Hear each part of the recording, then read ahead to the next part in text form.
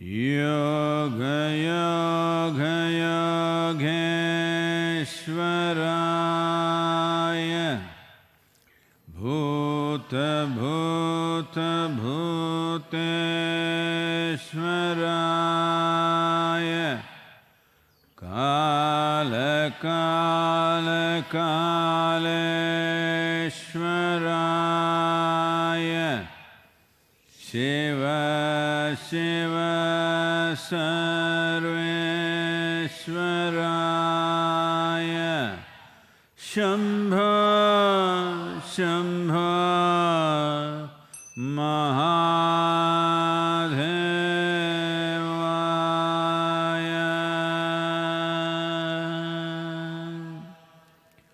Yoga Yoga Yogeshwaraya Bhuta Bhuta Bhuteshwaraya Kala Kala Kaleshwaraya Shiva Shiva Sarveshwaraya Shambho Shambho Mahadevaya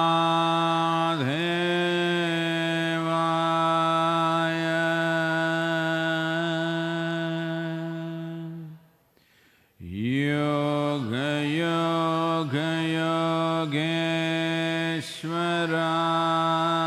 Yogeshwaraya Bhuta Bhuta Bhuteshwaraya Kala Kala Kaleshwaraya Shiva Shiva Sarveshwaraya Shambho Shambho Mahadevaya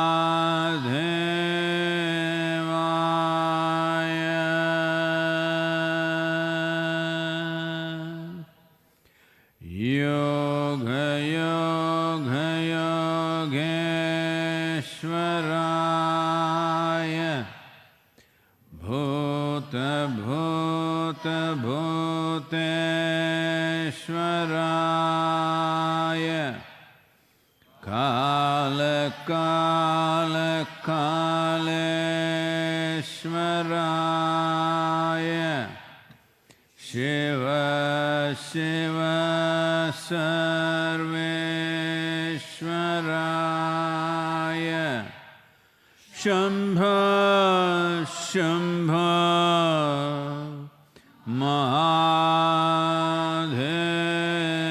Mahadevaya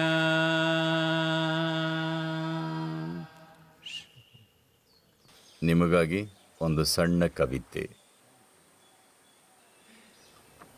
It's called Shameless. A peacock with his magnificent plume, a masterpiece of color and form, without compare, has to let out high-pitched calls to get attention to his immense beauty. Living in this world that is distracted beyond words and clueless of the many rewards of keenness of attention. In challenging times that we are, if you have something of value that could benefit life in smallest ways, stand up and shout shamelessly.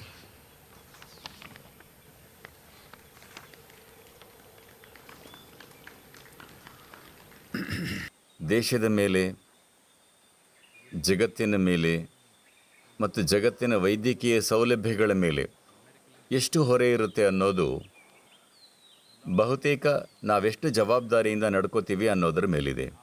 ಎಷ್ಟು ಪರಿಣಾಮಕಾರಿಯಾಗಿ virus ನಮಗೆ ಬರಲ್ಲ ಅನ್ನೋದನ್ನು ಖಚಿತಪಡಿಸ್ತೀವಿ ಅನ್ನೋದರ ಮೇಲಿದೆ. ಕೊಯಮತ್ತೂರಿನಲ್ಲೂ ಕೆಲವು ಏರಿಯಾಗಳನ್ನು ಪೂರ್ತಿ ಮುಚ್ಚಲಾಗಿದೆ. ಕೆಲವು ಏರಿಯಾಗಳಿಗೆ ಪೂರ್ತಿಯಾಗಿ ಬ್ಲಾಕೇಡ್ ಹಾಕಿದ್ದಾರೆ. ಯಾಕಂದರೆ ಕೆಲವು ಜನರಿಗೆ ಸೋಂಕು ತಗುಲಿದೆ ಮತ್ತು ಅದಕ್ಕೆ ಸ್ಪಂದಿಸ್ತಿದ್ದಾರೆ. ಇದೊಂದೇ ದಾರಿ. ಅದೃಷ್ಟವಶಾತ್ ಸೋಂಕು ತಗುಲಿರೋ ಜನರ ಸಂಖ್ಯೆ ಮತ್ತು ಸಾವುಗಳ ಸಂಖ್ಯೆ ಭಾರತದಲ್ಲಿ ಇನ್ನೂ ನಿಯಂತ್ರಣದಲ್ಲಿದೆ. ಗೆರೆ ಸ್ವಲ್ಪ ಚಪ್ಪಟೆಯಾಗ್ತಿದೆ. ಲಾಕ್ಡೌನ್ನ ಪರಿಣಾಮ ಕಾಣಿಸ್ತಿದೆ. ಅದೃಷ್ಟವಶಾತ್ ಅಮೆರಿಕದಲ್ಲೂ ಸಾವುಗಳ ಗತಿ ಸ್ವಲ್ಪ ಮಂದವಾಗಿದೆ. ದಿನಕ್ಕೆ 2,000 ಇತ್ತು, ಈಗ ಸ್ವಲ್ಪ ಕಡಿಮೆ ಆಗಿದೆ. ಆದರೆ ಸೋಂಕಿತರು ಮತ್ತು ICUನಲ್ಲಿ ಇರೋರ ಸಂಖ್ಯೆ ಜಾಸ್ತಿ ಆಗಿದೆ. ಹಾಗಾಗಿ ಅದು ಯಾವ ದಿಕ್ಕಿನಲ್ಲಿ ಹೋಗ್ತಿದೆ ಇನ್ನೂ ಗೊತ್ತಿಲ್ಲ. ಇವು ಬೃಹತ್ ದೇಶಗಳು. ಭಾರತ, ಅಮೆರಿಕ ಬೃಹತ್ ದೇಶಗಳು. ಒಂದು ರಾಜ್ಯ ಅಂದರೆ ಬೇರೆ ದೇಶಗಳಿಗೆ ಹೋಲಿಸಿದರೆ ಪ್ರತಿ ರಾಜ್ಯನೂ ಒಂದು ದೇಶದ ತರಹ. ಹಾಗಾಗಿ ಅಮೆರಿಕದಲ್ಲಿ 50 ದೇಶಗಳಿವೆ ಅನ್ಬೋದು, ಭಾರತದಲ್ಲಿ 28 ದೇಶಗಳಿವೆ ಅನ್ನಬಹುದು. ಜನಸಂಖ್ಯೆ ಮತ್ತು ಭೂಪ್ರದೇಶ ಹೇಗಿದೆ ಅಂದರೆ ನಾವು ಪೂರ್ತಿ ದೇಶದ ಸಂಖ್ಯೆಗಳನ್ನು ನೋಡಿದರೆ ನಿಜ ವಿಷಯ ಗೊತ್ತಾಗಲ್ಲ.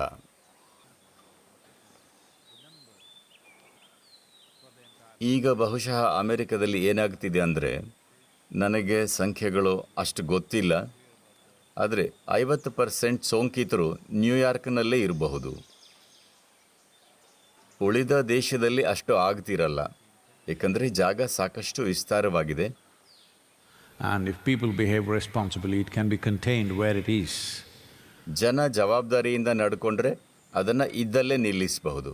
ಇದು ಸದ್ಯದ ಪರಿಸ್ಥಿತಿ. ಈ ಸನ್ನಿವೇಶ ವ್ಯರ್ಥ ಆಗಬಾರ್ದು. ಎಷ್ಟೋ ಜನ ಸಾವನ್ನಪ್ಪಿದ್ದಾರೆ, ಅದು ವ್ಯರ್ಥ ಆಗಬಾರ್ದು. ಈ ಸಮಯವನ್ನು ನಾವು ಬಳಸ್ಕೋಬೇಕು. ನಾನು ಆಗಲೇ ಹೇಳಿದ ಹಾಗೆ ನಮ್ಮಲ್ಲಿ ಪ್ರತಿಯೊಬ್ಬರೂ ಪ್ರಯತ್ನ ಪಡಬೇಕು. ಕನಿಷ್ಠ 10% ಅಪ್ಗ್ರೇಡ್ ಮಾಡ್ಕೋಬೇಕು ನಮ್ಮನ್ನು, ದೈಹಿಕವಾಗಿ, ಮಾನಸಿಕವಾಗಿ, ಭಾವನಾತ್ಮಕವಾಗಿ ಮತ್ತು ನಮ್ಮ ಕೆಲಸದ ಕಾರ್ಯಕ್ಷಮತೆಯಲ್ಲಿ 10% ಅಪ್ಗ್ರೇಡ್. ಇಡೀ ಜಗತ್ತು ಅದ್ಭುತ ಸ್ಥಳವಾಗುತ್ತೆ. ಎಲ್ಲರೂ ಸದ್ಯಕ್ಕಿಂತ 10% ಉತ್ತಮರಾದರೆ. ಆಧ್ಯಾತ್ಮಿಕ ಸಮುದಾಯಗಳಲ್ಲಿ ಇದಾಗಲೇ ಇದೆ. ಆದರೆ ಎಲ್ಲರೂ ಇದನ್ನು ಮಾಡಿದರೆ ಪ್ರತಿ ವರ್ಷ 2-3 ವಾರ ವಿರಾಮ, ಅಪ್ಗ್ರೇಡ್ ಮಾಡಿಕೊಳ್ಳೋದಕ್ಕೆ. ನಿಮ್ಮನ್ನೇ ದೈಹಿಕ, ಮಾನಸಿಕ, ಭಾವನಾತ್ಮಕ ಮತ್ತು ಕಾರ್ಯಕ್ಷಮತೆಯಲ್ಲಿ ಅಪ್ಗ್ರೇಡ್ ಮಾಡಿಕೊಳ್ಳಿ ಪ್ರಜ್ಞಾಪೂರ್ವಕವಾಗಿ. ಇದು ಬದುಕಿನ ಮತ್ತು ಕೆಲಸದ ಪ್ರಕ್ರಿಯೆಗಳಲ್ಲಿ ನಿಮಗೆ ಅರಿವಿಲ್ಲದೆ ಹಾಗೆ ಆಗುತ್ತಿರಬಹುದು. ಆದರೆ ನಾನು ಹೇಳ್ತಿರೋದು ಪ್ರಜ್ಞಾಪೂರ್ವಕ ವಿರಾಮ, ಕೇವಲ ಅಪ್ಗ್ರೇಡ್ಗಾಗಿ. ಎಲ್ಲರೂ ಇದನ್ನು ಮಾಡಿದರೆ ಕೆಲವು ವರ್ಷಗಳಲ್ಲಿ ಈ ಮಹಾಮಾರಿಗಾಗಿ ನಾವು ಪಶ್ಚಾತ್ತಾಪ ಪಡಲ್ಲ ಅನಿಸುತ್ತೆ. ಯಾಕಂದರೆ ಮನುಷ್ಯ ಕುಲನೇ ಉತ್ತಮವಾಗಿರುತ್ತೆ. ಅದೊಂದೇ ನಮಗಿರೋ ಆಯ್ಕೆ. ನಮಗಾಗಿರೋ ನಷ್ಟಗಳು, ಜೀವಹಾನಿ ಮತ್ತು ಮುಂದೆ ನಮಗೆ ಆಗಲಿರೋ ಆರ್ಥಿಕ ನಷ್ಟ ಮತ್ತು ಇದರಿಂದ ಆಗೋ ಸಾಮಾಜಿಕ ಅಡಚಣೆಗಳು, ಇವನ್ನು ಮಾನವತೆಯನ್ನು ಅಪ್ಗ್ರೇಡ್ ಮಾಡಿ ಸರಿದೂಗಿಸಬೇಕು. ಯಾಕಂದರೆ ಕೊನೆಯಲ್ಲಿ ನಮಗೆ ಮುಖ್ಯವಾಗೋದು ಅದೇ. ಪ್ರಶ್ನೆಗಳಿವೆ ಅನಿಸುತ್ತೆ. ಈ ಪ್ರಶ್ನೆ ಪ್ರಶಾಂತ್ ಅವರಿಂದ. ನಮಸ್ಕಾರ ಸದ್ಗುರು. ದೇಹ ಮನಸ್ಸಿನೊಂದಿಗೆ ಜೀವಂತವಾಗಿದ್ದಾಗ ನಾವು ಕರ್ಮವನ್ನು ಶೇಖರಿಸ್ತೀವಿ. ದೇಹ ಮನಸ್ಸುಗಳನ್ನು ಕಳ್ಕೊಂಡಾಗ ಕರ್ಮವನ್ನು ನಿಭಾಯಿಸೋದು ಸುಲಭನಾ? ಅವರಿಗೆ ಸೋಂಕು ತಗುಲಿದೆಯಾ?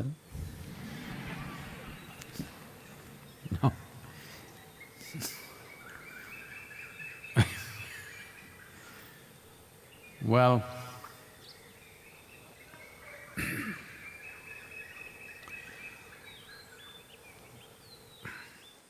ಬಹಳ ಜನ ನೋಡ್ತಿದ್ದಾರೆ.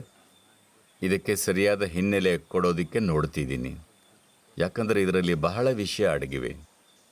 ಸರಳವಾಗಿ ಹೇಳಬೇಕಂದ್ರೆ, ತುಂಬ ಸರಳವಾಗಿ ಹೇಳಬೇಕಂದ್ರೆ, ತುಂಬ ಸರಳವಾಗಿ ಹೇಳಿದಾಗ ಅದರಲ್ಲಿ ತೂತುಗಳಿರಬಹುದು. ಆನ್ಲೈನ್ನಲ್ಲಿ ನೋಡ್ತಿರೋರು ತೂತು ಕಂಡು ಹಿಡಿದ್ರೆ ಪ್ರಶ್ನೆ ಕಳಿಸಿ. ನಾಳೆ ಈ ಕರ್ಮ ಪ್ರಸಂಗ ಮುಂದುವರಿಸೋಣ. ನಿಮಗಿದು ಗೊತ್ತಿಲ್ಲ ಅನಿಸುತ್ತೆ. ಕರ್ಮ ಪುಸ್ತಕವನ್ನು ಪೂರ್ತಿಗೊಳಿಸೋದಕ್ಕೆ ನನಗೆ 2-3 ಗಂಟೆ ಕೆಲಸ ಇದೆ ಅಷ್ಟೇ. ಅಮೆರಿಕ ಮತ್ತು ಎಲ್ಲೆಡೆ ಪಬ್ಲಿಷ್ ಆಗುತ್ತೆ. 1 ವರ್ಷದಿಂದ ಕೆಲಸ ನಡೀತಿತ್ತು, ಕೆಲವು ದಿನಗಳಲ್ಲಿ ಮುಗಿಯತ್ತೆ.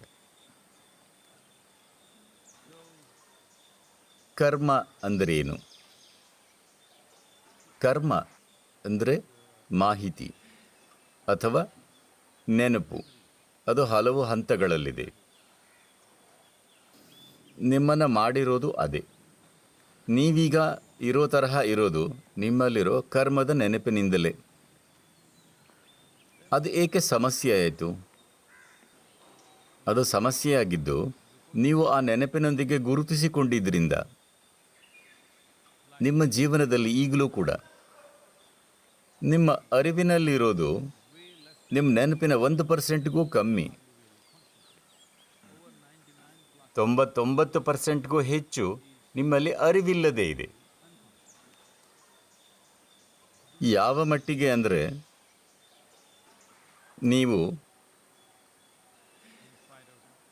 ಎಲ್ಲ ಪ್ರಯತ್ನ ಹಾಕಿದರೂ ಕೂಡ ನಿಮ್ಮೊಳಗಿನ ನೆನಪು ತನ್ನದನ್ನೇ ಮಾಡೋದನ್ನು ನೋಡಬಹುದು. ವಂಶವಾಹಿ ನೆನಪು, ಕರ್ಮದ ನೆನಪು, ಬಾಲ್ಯದ ಎಲ್ಲ ವಿಷಯಗಳು. ಉದಾಹರಣೆಗೆ, ನಿನ್ನೆ ನೀವು ಊಟ ಮಾಡಿದಿರಿ. ಇದು ಯೋಗ ಕೇಂದ್ರದಲ್ಲೇ ಆಗಲ್ಲ, ಆದರೆ ನೀವೆಲ್ಲೋ ಇದ್ದೀರಿ ಮತ್ತು ಪ್ಯಾಕೆಟ್ ತೆರೆದಾಗ ಅದರಲ್ಲಿ ಜೀವಂತ ಜಿರಳೆ, ಹಲ್ಲಿ ಏನೋ ಇತ್ತು. ಕೆಲ ಕಡೆಗಳಲ್ಲಿ ಆಗತ್ತೆ. ಇವತ್ತು ನೀವು ಊಟ ಮಾಡಬೇಕಾದ್ರೆ ಆ ನೆನಪು ನೀವು ಒಂದು ರೀತಿಯಲ್ಲಿ ವರ್ತಿಸೋ ಥರ ಮಾಡುತ್ತೆ. ಪ್ರತಿ ಸಲ ನಿಮಗೆ ಊಟ ಬಡಿಸಿದಾಗಲೂ ಇದು ನೀವು ವಿಚಿತ್ರವಾಗಿ ವರ್ತಿಸೋ ಥರ ಮಾಡಬಹುದು. ನೀವು ಹೆಚ್ಚು ಗುರುತಿಸಿಕೊಳ್ತೀರಿ ಆ ಒಂದು ಅನುಭವದೊಂದಿಗೆ. ನೀವು ಜೀವನದಲ್ಲಿ ಎಷ್ಟು ಊಟ ಮಾಡಿರಬಹುದು?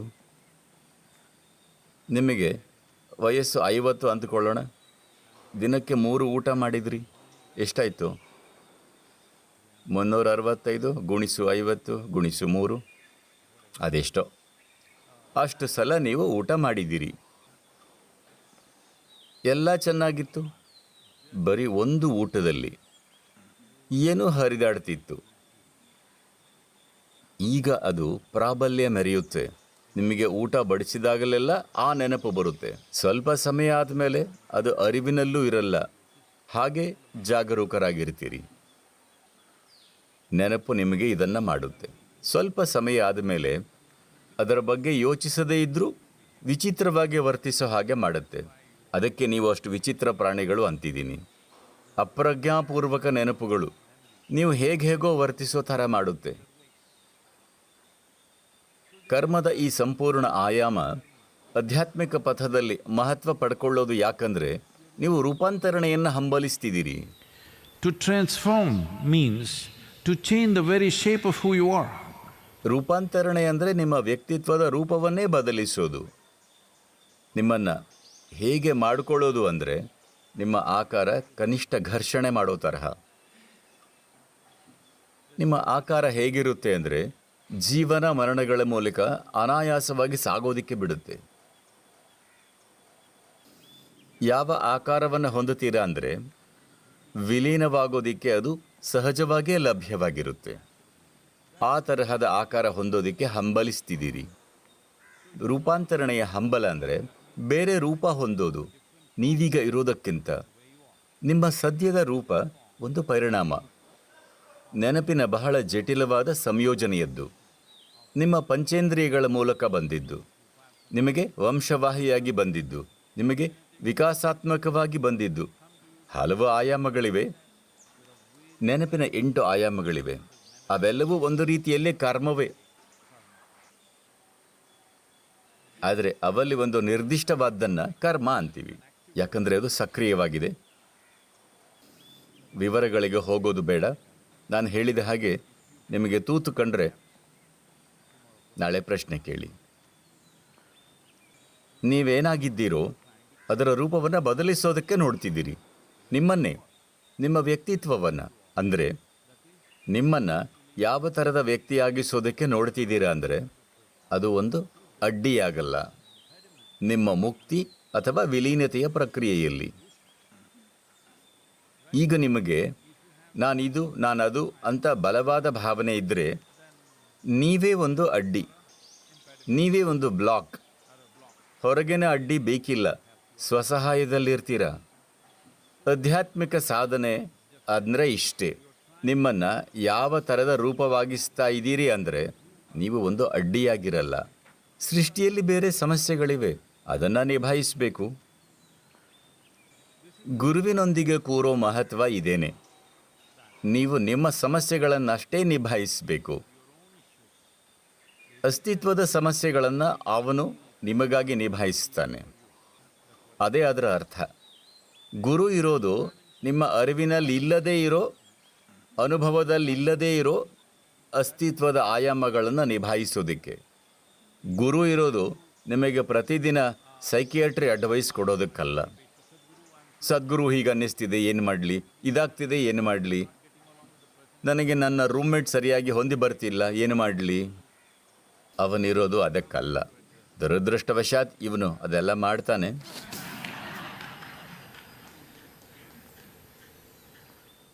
ನಾನು ಕೌಚ್ ಮೇಲೆ ಕೂತಿದ್ದೀನಿ ಅಂತ ಜನ ನನ್ನ ತಪ್ಪು ತಿಳ್ಕೊಂಡಿದ್ದಾರೆ. ಯಾವಾಗಲೂ ಸೈಕಿಯಾಟ್ರಿ ಪ್ರಶ್ನೆಗಳನ್ನು ಕೇಳ್ತಿರ್ತಾರೆ. ಇಲ್ಲ, ಅವನ್ನು ನೀವು ನಿಭಾಯಿಸಬೇಕು. ಅದಕ್ಕಾಗಿ ಸಾಧನಗಳನ್ನು ನೀಡಲಾಗಿದೆ. ಇನ್ನರ್ ಇಂಜಿನಿಯರಿಂಗ್ ಒಂದು ಸಾಧನ. ಅದನ್ನು ನೀವು ಇವತ್ತು 100% ಇಂಪ್ಲಿಮೆಂಟ್ ಮಾಡಿದರೆ ನಿಮ್ಮ ಮಾನಸಿಕ ಸಮಸ್ಯೆಗಳು ಕೊನೆಗೊಳ್ಳುತ್ತವೆ. Yes, Sadhguru, I did in engineering, but ಆ ಬಟ್ ಯಾಕಂದರೆ ನೀವು ಇಂಪ್ಲಿಮೆಂಟ್ ಮಾಡ್ತಿಲ್ಲ. ಇನ್ನರ್ ಇಂಜಿನಿಯರಿಂಗ್ ಒಂದು qualification ಅಂದುಕೊಂಡಿದ್ದೀರಾ. like BA, BSc, MSc, PhD, I did in engineering, I did Bhavaspandana, I did Hatha Yoga, I did Shunya, I did Samyama, but still Sadhguru, I have problem. ಎಲ್ಲ ಮಾಡಿಯೂ ನಿಮಗೆ ಸಮಸ್ಯೆ ಇದೆ ಅಂದರೆ ನಿಮಗೆ ನಾವು screw tight ಮಾಡೋದಕ್ಕೆ ಸಾಧನ ಕೊಟ್ವಿ. ನೀವು ಅದನ್ನು ಮೂಗಿಗೆ ತುರುಕ್ತಾ ಇದ್ದೀರಿ, ರಕ್ತ ಬರ್ತಿದೆ. ಹೌದು, ಆಗ್ತಿರೋದು ಅಷ್ಟೇ. ಅವೆಲ್ಲ ಇರೋದು ನಿಮ್ಮ ಕರ್ಮವನ್ನು ಕರಗಿಸೋದಿಕ್ಕಲ್ಲ. ನಿಜವಾದ ಪ್ರಕ್ರಿಯೆಗೆ ನೀವು ಲಭ್ಯವಾಗೋದನ್ನು ಅವು ಸುಗಮವಾಗಿಸ್ತಿದೆ. ನಿಜವಾದ ಪ್ರಕ್ರಿಯೆಗೆ ನೀವು ಲಭ್ಯವಾಗಿರಬೇಕು. ನೀವು ಮಾಡಬೇಕಾಗಿರೋದು ಅಷ್ಟೇ, ಲಭ್ಯವಾಗಿರೋದು. ಈಗ ಏನು ಅವರ ಹೆಸರು? ಪ್ರಶಾಂತ್. Oh, Prashant. ಅದು ಪ್ರಶಾಂತ್, ನನಗೆ ವಿಶೇಷ ಮಹತ್ವ ಇದೆ. ನಾನು ಬೆಳೆದ ಮನೆ, ನಮ್ಮ ತಂದೆ ಮನೆ ಹೆಸರು ಪ್ರಶಾಂತ್, ದಪ್ಪಕ್ಕೆ ಬರೆದಿತ್ತು. ಎಲ್ಲರೂ ಕೆಲವು ಸಲ ಓ ಪ್ರಶಾಂತ್ ಫ್ಯಾಮಿಲಿ ಅಂತ ಹೇಳ್ತಿದ್ರು. ಈ ಪ್ರಶಾಂತ್ ಅಂದರೆ ಎಲ್ಲವಾಗಲೂ ಶಾಂತವಾಗಿರೋರು. ಅವರು ಈ ಪ್ರಶ್ನೆ ಕೇಳ್ತಿದ್ದಾರೆ. ನಾನು ಈ ವಿಚಾರಗಳನ್ನೆಲ್ಲ ಸತ್ತ ಮೇಲೆ ನೋಡ್ಕೊಳ್ಳ. ಒಮ್ಮೆ ಹೀಗಾಯಿತು. ಫ್ರೆಂಚ್ ವಿಶ್ವವಿದ್ಯಾಲಯದಲ್ಲಿ ಒಮ್ಮೆ ಹೀಗಾಯಿತು. ಚರಿತ್ರೆ ಪ್ರೊಫೆಸರ್ ವಿದ್ಯಾರ್ಥಿಗಳಿಗೆ ವಿವರಿಸ್ತಿದ್ರು. ಕ್ರಾಂತಿಗಿಂತ ಮುಂಚೆ ಕಾನೂನು ಸಾಮಾನ್ಯ ಮನುಷ್ಯರಿಗೆ ತುಂಬ ಕ್ರೂರವಾಗಿತ್ತು. ಒಂದು ಕೋಳಿ ಕದ್ದರೆ ಒಂದು ಕೈ ಕತ್ತರಿಸ್ತಿದ್ರು ಮೊದಲನೇ ಅಪರಾಧಕ್ಕೆ. ಎರಡನೇ ಅಪರಾಧ ಎರಡನೇ ಕೈ ಕಟ್. ಮೂರನೇ ಅಪರಾಧ ತಲೆ ಕಟ್. ಕೊನೆ ಬೆಂಚ್ನಲ್ಲಿದ್ದ ಸ್ಟೂಡೆಂಟ್ ಕೇಳಿದ, ಎರಡೂ ಕೈ ಕಟ್ ಮಾಡಿದ ಮೇಲೆ ಯಾರಾದರೂ ಹೇಗೆ ಕೋಳಿ ಕದೀತಾರೆ?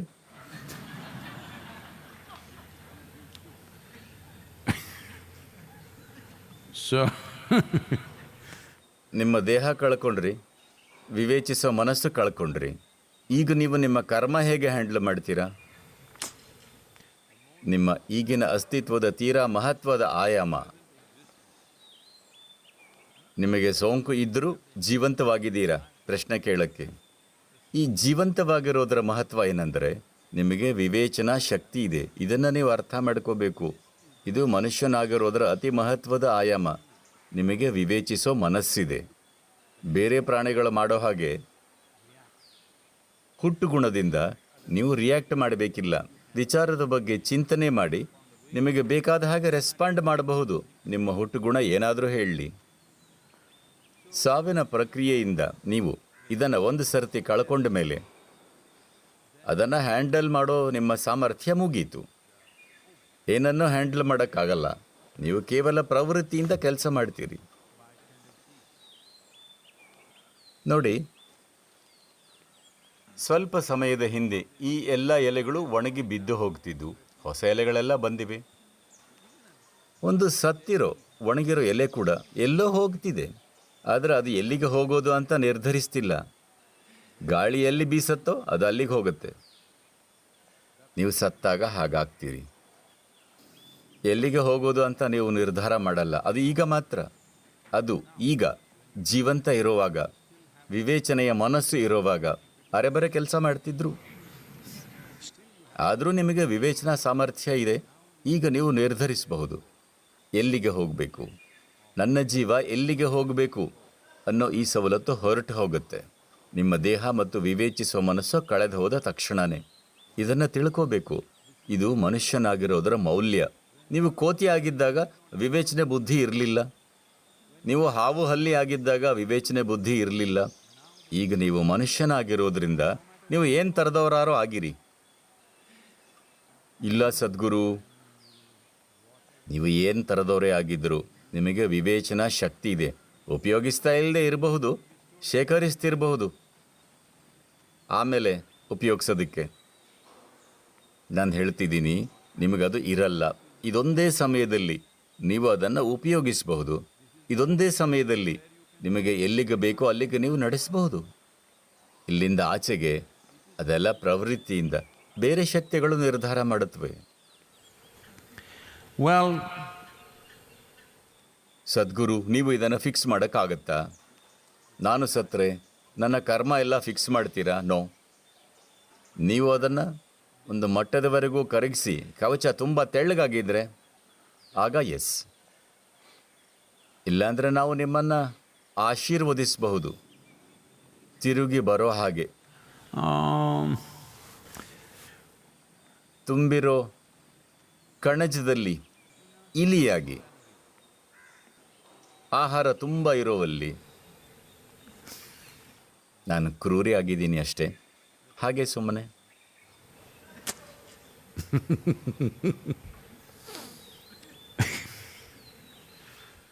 ಯಾಕಂದರೆ ನೀವು ಅರ್ಥ ಮಾಡ್ಕೋಬೇಕು, ಅಸ್ತಿತ್ವಕ್ಕೆ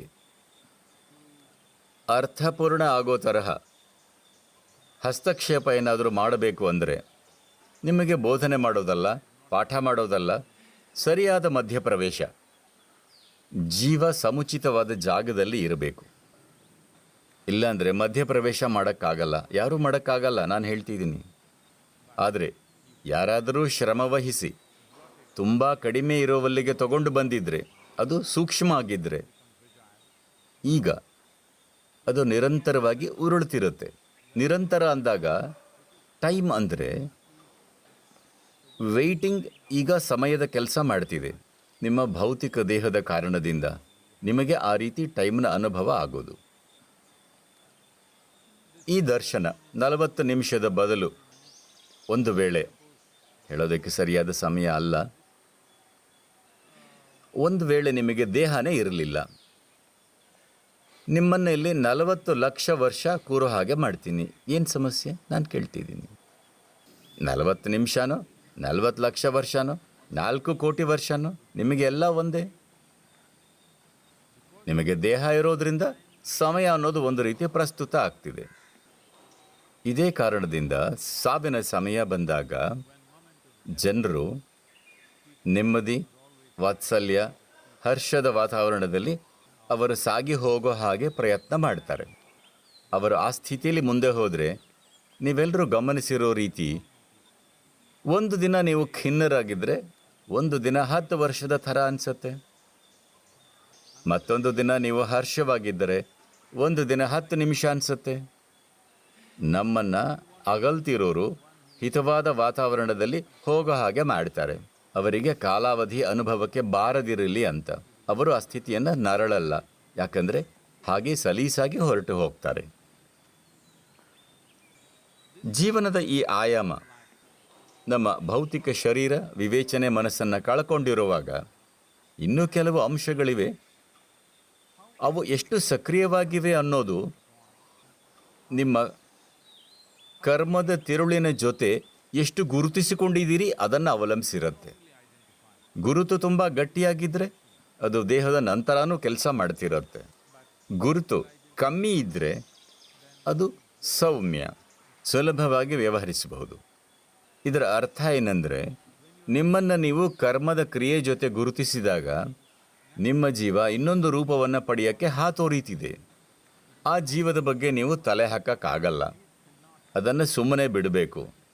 ಹೆಚ್ಚಂದರೆ ಉಪಯುಕ್ತವಾಗೋ ರೂಪ ತಗೊಳ್ಳೋ ಹಾಗೆ ಸ್ವಲ್ಪ ಗೈಡ್ ಮಾಡಬಹುದು. ಆದರೆ ಆ ಜೀವದ ಜೊತೆ ಪೂರ್ತಿ ಉಸಾಬರಿ ಮಾಡಿ ಅದನ್ನು ಮುಕ್ತಾಯ ಮಾಡೋಕ್ಕಾಗಲ್ಲ ಅಥವಾ ಮುಕ್ತಿ ಕೊಡೋಕ್ಕಾಗಲ್ಲ. ತನ್ನದೇ ಕರ್ಮದ ತಿರುಳಿನ ಜೊತೆ ಗುರುತು ಯಾವ ಜೀವಕ್ಕೆ ತುಂಬ ಕಮ್ಮಿ ಇದೆಯೋ ಕೇವಲ ಅಂತಹ ಜೀವದ ಜೊತೆ ಉಸಾಬರಿ ಮಾಡಬಹುದು. ನಾವೇನು ಮಾಡ್ತಿದ್ದೀವಿ ಅದು ಮುಖ್ಯ. ನೀವು ಪೂರ್ಣ ಪ್ರಜ್ಞೆಯೊಂದಿಗೆ ಹೋಗ್ತೀರಾ, ಇಲ್ಲದೇ ಇರಬಹುದು. ಆದರೆ ನೀವು ನಿಮ್ಮ ಕರ್ಮದ ತಿರುಳು ತೀರಾ ಕಮ್ಮಿ ಮಾಡಿದ ಸ್ಥಿತಿಯಲ್ಲಿ ಹೋಗಿಬಿಟ್ರೆ ನೀವು ನಿಮಗೆ ಹಂಚಿರುವ ಕರ್ಮದ ಜೊತೆ ಕೆಲಸ ಮಾಡ್ತಿದ್ದೀರಾ ಅಷ್ಟೇ. ಶೇಖರಿಸಿದ ಕರ್ಮ ಅಥವಾ ನಿಮ್ಮ ಕರ್ಮದ ಶೇಖರಣಾಗಾರ, ವೇರ್ಹೌಸ್, ಅದನ್ನು ಇನ್ನೂ ಹ್ಯಾಂಡಲ್ ಮಾಡ್ತಿಲ್ಲ. ಆದರೆ ಅದನ್ನು ಸುಲಭವಾಗಿ ಬಿಡಿಸಬಹುದು, ಏಕೆಂದರೆ ಅದರ ಜೊತೆ ಇನ್ನೂ ನಿಮಗೆ ಪ್ರಜ್ಞಾಪೂರ್ವಕ ಗುರುತು ಇಲ್ಲ. ಅದನ್ನು ತೆಗೆದುಹಾಕಬಹುದು.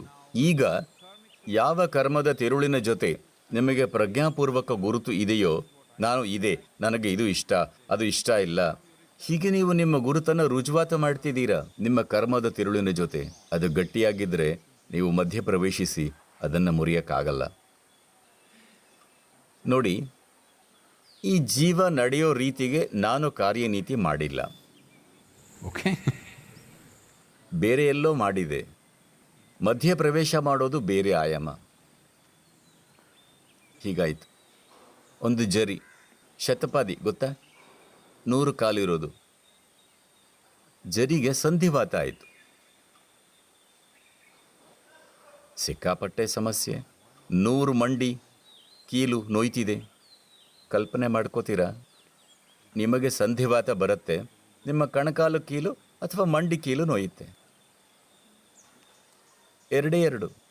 ನೀವು ಜರಿ ಆದರೆ 100 ಸಮಸ್ಯೆಗಳು. ಅದು ಸಲಹೆಗಾಗಿ ಜಾಣ ಗೂಬೆ ಹತ್ರ ಹೋಯಿತು. ಗೂಬೆ ಜಾಣ ಪಕ್ಷಿ ಜಗತ್ತಿನ ಎಲ್ಲ ಕಡೆ, ಭಾರತ ಬಿಟ್ಟು. ಭಾರತದಲ್ಲಿ Ullu or Gube. ಅಂದರೆ ನೀವು ಶುದ್ಧ ಮೂರ್ಖ. Everywhere else in the world, an owl is considered. ಆದ್ದರಿಂದ ಇದು ಇಂಡಿಯಾದಲ್ಲಿ ಅಲ್ಲ. ಜರಿ ಗೂಬೆ ಹತ್ರ ಹೋಗಿ ಕೇಳಿತು, ನನ್ನ 100 ಕಾಲಲ್ಲಿ ನನಗೆ ಸಂಧಿವಾತ ಇದೆ, ನಾನು ಏನು ಮಾಡಬೇಕು? ಗೂಬೆ ಅದನ್ನು ನೋಡಿ ಅಡ್ವೈಸ್ ಮಾಡಿತು, ನನಗನ್ಸುತ್ತೆ ನಿನಗೆ ಉತ್ತಮ ಉಪಾಯ ಅಂದರೆ ಇನ್ನೊಂದು ಜೀವಿ, ಒಂದು ಇಲಿಯಾಗಿ ಬಂದುಬಿಡು. ನಿನಗೆ ಕೇವಲ 4 ಸಮಸ್ಯೆ ಇರುತ್ತೆ. ನಿನಗೆ ಇನ್ನೂ ಸಂಧಿವಾತ ಇರುತ್ತೆ, ಆದರೆ 4 ಪ್ರಾಬ್ಲಮ್ಸ್. ಆದರೆ ಈಗ 100 ಪ್ರಾಬ್ಲಮ್ಸ್, ಅವು 4 ಆಗತ್ವೆ. ನಿಮಗೆ ಅದ್ಭುತ ಅನಿಸುತ್ತೆ. ನಿಮಗೂ ಆಗಿದೆ ಅಲ್ವಾ? ನಿಮಗೆ ಎಷ್ಟೊಂದು ಸಮಸ್ಯೆ ಇದ್ದು ನೀವು ಇನ್ನರ್ ಇಂಜಿನಿಯರಿಂಗ್ ಮಾಡಿದ್ರಿ, ಅರ್ಧನೇ ಹೋಯ್ತೋ, 4 ಹೊರಟು ಹೋಯ್ತೋ, ಏನಾಯ್ತೋ, 96 ಹೋಗಿಬಿಟ್ವೋ, ನಿಮಗೆ ಗ್ರೇಟ್ ಅನ್ನಿಸ್ತಿದೆ. ಹಾಗಂದ್ರೆ ಎಲ್ಲ ಹೊರಟು ಹೋಯ್ತು ಅಂತಲ್ಲ. ಏನನ್ನ ನೀವು ಬಿಟ್ಟರೋ ಅದು ಹೋಯ್ತು. ಇದು ನೀವು ಅರ್ಥ ಮಾಡ್ಕೋಬೇಕು. ನೀವು ಏನನ್ನ ಬಿಟ್ಟರೋ ಅದು ನಿಮ್ಮನ್ನು ಬೀಳ್ತು. ನೀವು ಏನು ಹಿಡ್ಕೊಂಡ್ರೋ ಅದು ನಿಮ್ಮ ಜೊತೆನೇ ಇರುತ್ತೆ. So, ಜರಿ ಯೋಚನೆ ಮಾಡ್ತು, ಇದು ಒಳ್ಳೆ ಐಡಿಯಾ. ಕೇಳ್ತು, ನಾನು ಹೇಗೆ ಇಲ್ಲಿ ಆಗೋದು? ಗೂಬೆ ಹೇಳ್ತು, ಇಲ್ಲ, ನಾವು ಇಲ್ಲಿ ಪಾಲಿಸಿ ಮಾತ್ರ ಮಾಡೋದು. ಕಾರ್ಯರೀತಿ ನೀವು ಬೇರೆ ಎಲ್ಲಾದರೂ ನೋಡಬೇಕು. ಇದು ಸೃಷ್ಟಿ, ಪಾಲಿಸಿ ಮಾತ್ರ ಮಾಡಿದೆ. ಕಾರ್ಯವಿಧಾನ, ಇಂಟರ್ವೆನ್ಷನ್. ಅದರತ್ತ ನೀವು ಒಂದು ರೀತಿಯಲ್ಲಿ ಸಾಗಬೇಕು. ಕರ್ಮ ಅಥವಾ ಕರ್ಮದ ತಿರುಳು ಹೇಗಂದರೆ, ಅದಿಲ್ಲದೆ ನೀವು ಅಸ್ತಿತ್ವದಲ್ಲಿ ಇರಲ್ಲ. ಅದರ ಜೊತೆ ನೀವು ವಿಪರೀತ ಗುರುತಿಸಿಕೊಂಡ್ರೆ ನೀವಿಡೋ ಪ್ರತಿಯೊಂದು ಹೆಜ್ಜೆಯಲ್ಲೂ ಹೆಚ್ಚು ಹೆಚ್ಚು ಶೇಖರಿಸ್ತೀರಿ. ನಿಮ್ಮ ಗುರುತು ಅಂಟು ಗ್ಲೂ ಇದ್ದ ಹಾಗೆ. ನಿಮ್ಮ ಮೈಗೆ ಅಂಟು ಬಳಿದುಕೊಂಡ್ರಿ ಅಂದ್ಕೊಳ್ಳಿ. ಬೀದಿಲಿ ನಡೀತೀರಿ. 10 ನಿಮಿಷದಲ್ಲಿ ಎಷ್ಟೊಂದು ಪದಾರ್ಥ ಶೇಖರಿಸಿರ್ತೀರಿ. ಈಗ ಸಾಮಾಜಿಕ ಅಂತರ ಇದೆ. ಇಲ್ಲಾಂದರೆ ಯಾರನ್ನ ಮುಟ್ಟಿದ್ರು, ಕೈ ಕುಲುಕಿದ್ರು ಬಿಡಿಸ್ಕೊಳ್ಳಕ್ಕಾಗಲ್ಲ. ಯಾರನ್ನೋ ತಬ್ಬಿಕೊಂಡ್ರೋ ಮುಗೀತು. ಸುಮ್ಮನೆ ಊಹಿಸ್ಕೊಳ್ಳಿ, 5 ದಿನದಲ್ಲಿ ನಿಮ್ಮ ಸ್ಥಿತಿ ಏನಾಗಿರುತ್ತೆ. ನೀವು ಮುಟ್ಟಿದ್ದೆಲ್ಲ ನಿಮಗೆ ಅಂಟಿಕೊಳ್ತು. ಕರ್ಮ ಅಂದರೆ ಅದೇ. ನಿಮಗೆ ಜೀವನದಲ್ಲಿ ಆಗುತ್ತಿರೋದು. ಯಾಕೆ ನೀವು ಹಿಂದೊಮ್ಮೆ ಪುಳಕದಲ್ಲಿ ಆನಂದದಲ್ಲಿ ಇದ್ದ ಮಗು ಏತಕ್ಕೆ ಹೀಗೆ ಆಗಿರೋದಂದರೆ ಅಷ್ಟು ದೊಡ್ಡ ಹೊರೆ. ನೀವು ಮಾಡಬೇಕಾಗಿರೋದು ಕರ್ಮನ ಬಿಸಾಡಬೇಡಿ. ಕರಗಿಸೋ ದ್ರವ ಸಾಲ್ವೆಂಟ್ ಹೇಗೆ ಅಂದರೆ ಎಷ್ಟು ಸಾಧ್ಯನೋ ಅಷ್ಟು ಅಂಟು ತೆಗೆದುಬಿಡಿ. ಕೆಲವು ಇನ್ನೂ ಅಂಟಿರುತ್ತೆ, ಆದರೆ ಬಹುತೇಕ ಅಂಟು ಹೋಯಿತು. ಅದು ಇದ್ರೂ ಗಟ್ಟಿಯಾಗಿ ಅಂಟಿಲ್ಲ. ಅಂಟು ಗಟ್ಟಿಯಾಗಿದ್ದಾಗ ತೆಗೆಯಕ್ಕೆ ನೋಡಿದರೆ ಚರ್ಮ ಕಿತ್ತು ಬರುತ್ತೆ. ಹೌದು, ಅದು ಚೆನ್ನಾಗಿ ಅಂಟಿದ್ರೆ ಮಾಂಸನೂ ಬರುತ್ತೆ. ಅದು ಹಗುರಕ್ಕೆ ಅಂಟಿದ್ರೆ ಸ್ವಲ್ಪ ಸ್ವಲ್ಪ ನೋವು ತೆಗೆದು ಬಿಡಬಹುದು. ಅದು ಅಂಟೇ ಇಲ್ಲದಿದ್ದರೆ ತುಂಬ ಸುಲಭವಾಗಿ ನಿಮ್ಮನ್ನು ಶವರ್ ಕೆಳಗೆ ನಿಲ್ಲಿಸಬಹುದು. ನಾವು ಹಾಗಿರಬೇಕು. ನೀವು ಸಾಯುವ ಹೊತ್ತಿಗೆ ಅದು ಯಾವಾಗಲಾದರೂ ಆಗಲಿ ನೀವು ಹೀಗಾಗಬೇಕು. ಅಂಟು ಬಹುತೇಕ ತೆಗೆದು ಹಾಕಿರಬೇಕು. ನಾನು ಬಂದು ಸುಮ್ಮನೆ ಹೀಗೆ ಮಾಡಿದರೆ ಅದು ಹೊರಟು ಹೋಗಬೇಕು. ಇಲ್ಲದಿದ್ದರೆ ಚರ್ಮ ಮಾಂಸ ಎಲ್ಲ ಕಿತ್ತು ಹಾಕಬೇಕು. ಅದು ನಿಮಗೂ ಒಳ್ಳೆಯದಲ್ಲ, ನನಗೂ ಒಳ್ಳೆಯದಲ್ಲ. ನಾನು ಯಾರನ್ನೂ ಹಿಂಸೆ ಮಾಡೋಕ್ಕೆ ಇಷ್ಟಪಡಲ್ಲ. ನಾಳೆ ಸಂಜೆ 7 ಗಂಟೆಗೆ ತಮಿಳು ಸ್ವಯಂ ಸೇವಕರಿಗೆಲ್ಲ ಒಂದು ಫೋನ್ ಕರೆ ನೀವು ತಗೋಬೇಕು. ಕರೆ ಬರುತ್ತೆ. ಡೇಟಾ ಬೇಸ್ನಲ್ಲಿ ನಂಬರ್ ಇಲ್ಲದಿದ್ದರೆ ನಾಳೆ ಸಂಜೆ ಒಳಗೆ ಕೊಡಿ. ನಾನು ನಿಮ್ಮ ಜೊತೆ ಮಾತಾಡೋಕ್ಕೆ ಇಷ್ಟಪಡ್ತೀನಿ. 7:15 ಇಂಗ್ಲೀಷ್ ಮಾತಾಡೋ ಸ್ವಯಂ ಸೇವಕರ ಜೊತೆ ಮಾತಾಡ್ತೀವಿ. Am I putting it here? Okay. ಇದು ಯೋಗ ಯೋಗ ಯೋಗೇಶ್ವರಾಯ ಭೂತ ಭೂತ ಭೂತೇಶ್ವರಾಯ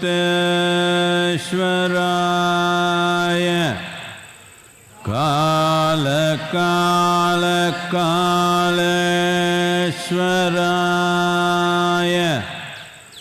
ಶಿವ ಶಿವ ಸರ್ವೇಶ್ವರಾಯ ಶಂಭೋ ಶಂಭೋ ಮಹಾ